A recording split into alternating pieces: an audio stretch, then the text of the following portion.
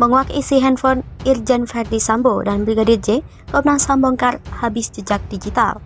Hari ini memang kami meminta keterangan terkait cyber dan digital forensik.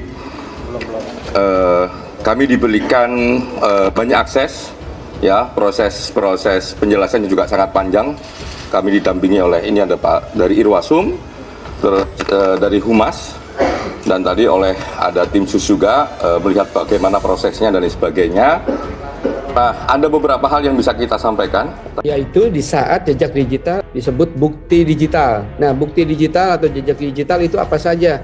Yaitu bisa berupa rekaman CCTV, bisa berupa data di handphone, data di laptop, data di komputer, data di server, data di media sosial, data di platform online, apapun. Intinya adalah di mana sebuah data atau informasi tersimpan di sebuah sistem elektronik ataupun dokumen elektronik jenis apapun yang berisi data ataupun informasi terkait sebuah kasus, itu bisa disebut sebagai barang bukti digital, di mana proses barang bukti digital itu sesuai undang-undang yang berlaku di Indonesia harus dilakukan secara ilmiah dan dapat dipertanggungjawabkan secara hukum menggunakan ilmu digital forensik. Atau bukti digital bisa ataupun memiliki isi yang terkait pengungkapan sebuah kasus, baik itu bukti petunjuk ataupun bukti fakta yang terkait kasus tersebut. Nah, jejak digital itu bisa digunakan kalau memang memenuhi ataupun berisi terkait data-data kejadian sebuah perkara. Yang paling penting dalam forum tadi itu, kami juga melihat video. Kami diperlihatkan video 20. Kami tadi perlihatkan video, jumlahnya 20 video, ya, itu dari Magelang sampai area Duren 3, termasuk juga sampai rumah sakit Ramat Jati. Apa yang paling penting dalam video ini, di area Duren 3, video memperlihatkan ada Irjen Sambo, ada rombongan dari Magelang, jadi Irjen Sambo masuk duluan, setelah sekian waktu terus ada rombongan baru pulang dari Magelang, dan di situ terlihat ada Bu Putri, ada Joshua, ya, almarhum Joshua masih hidup, ya, sampai di Duren 3 dia masih hidup. Terus ada rombongan yang lain dan semuanya dalam kondisi hidup dan sehat, tidak kurang dari satu apapun. Jadi dari 20 sekian video, dari 27 titik kami tadi lihat semuanya. Saya ulangi lagi, kami lihat semuanya dengan si orang terdekat dia lah selain keluarga. Jadi disitu diterangkan bagaimana komunikasi terakhir apa saja yang dibicarakan terakhir di situ. Ini itu sebagai petunjuk awal untuk membantu polisi dalam mengungkap, karena di situ kan ada yang terakhir berkomunikasi itu adalah pihak. Komnas HAM melanjutkan penyelidikan terkait hasil Brigadir Polisi Nofriansah Yosua Huta Barat alias Brigadir J Rabu 27 Juli 2022. Seperti diberitakan, tim Komnas HAM memantau otopsi Brigadir J di RSUD Sungai Bahar, Muara Jambi, Jambi. Selain itu, tim juga memeriksa jejak digital baik almarhum Brigadir J maupun handphone Irjen Pol Verdi Sambo. Rekaman apa saja yang ada di handphone tersebut?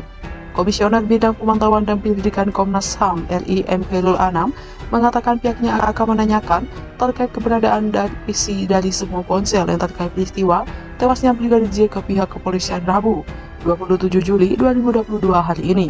Ponsel yang rencananya akan diperiksa diantaranya adalah ponsel milik Kadif Propam Polri nonaktif Irjen Pol Verdi Sambo dan Brigadir J.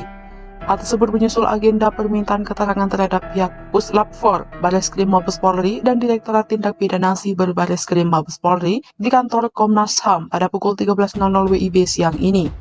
Selain itu, kata dia, pihaknya juga akan menanyakan terkait rekaman CCTV terkait peristiwa tersebut kepada kepolisian.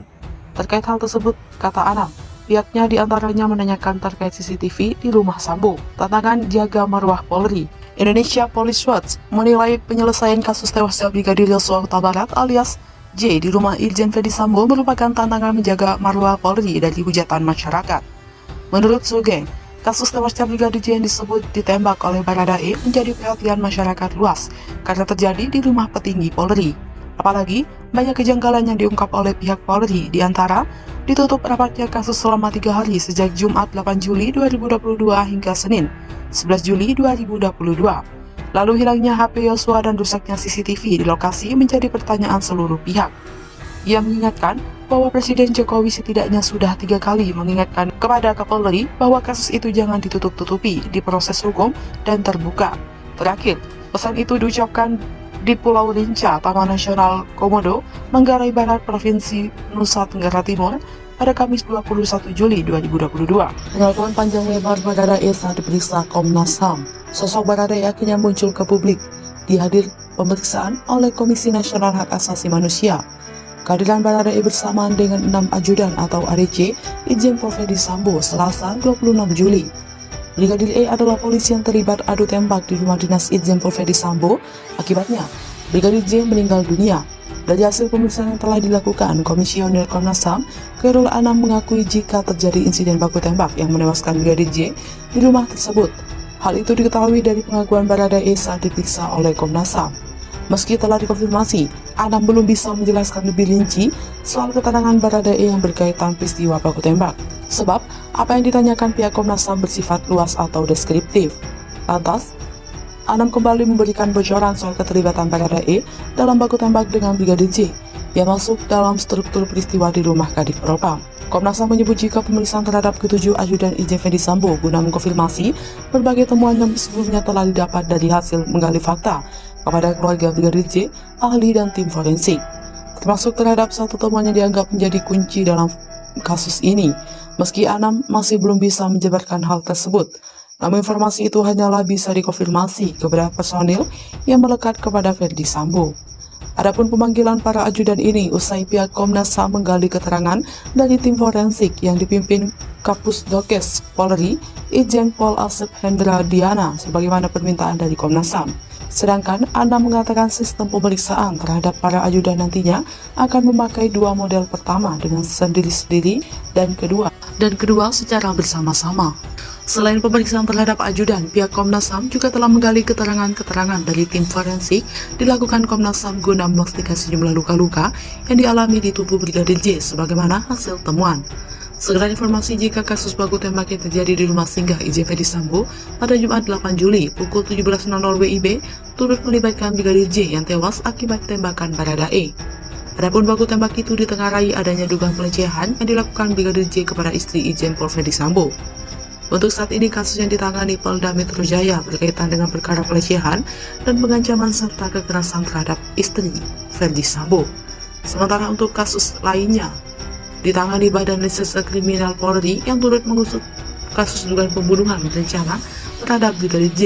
Laporan itu dilayangkan oleh kuasa hukum keluarga Brigadir J, Komarudin Simanjuntak. Lantas Anam kembali memberikan bocoran soal keterlibatan Baradae dalam baku tembak dengan Brigadir J yang masuk dalam struktur peristiwa di rumah Kadif Propam. Alasan periksa ajudan, ada 2 model yang akan kami lakukan, memang pasti sendiri-sendiri dan ada yang satu tempat bersama.